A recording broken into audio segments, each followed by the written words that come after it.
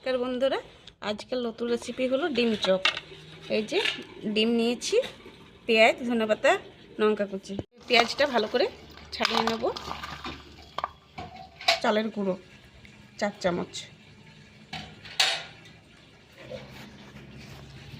4 চামচ বেসন দিয়ে দেবো।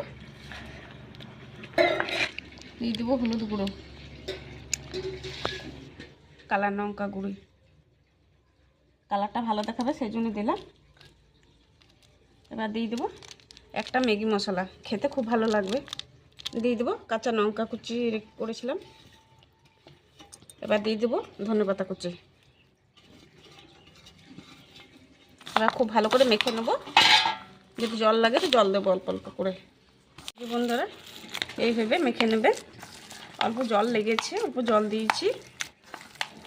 এবার ডিম, এই যে বন্ধুরা এইভাবে বানিয়ে নেবো।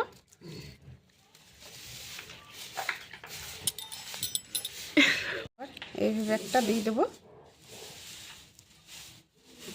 কড়াই বানানো হয়ে গেছে, কড়াই চাপিয়ে দিয়েছি। এবার তেল দিয়ে দেবো। হালকা আঁচে ভাজতে হবে প্রথমে।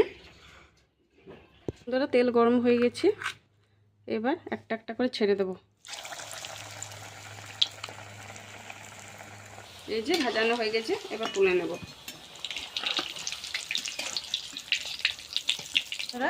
ডিম চপ আমাদের রেডি হয়ে গেছে। ভিডিওটা যদি আপনাদের ভালো লেগে থাকে লাইক এবং শেয়ার করবেন।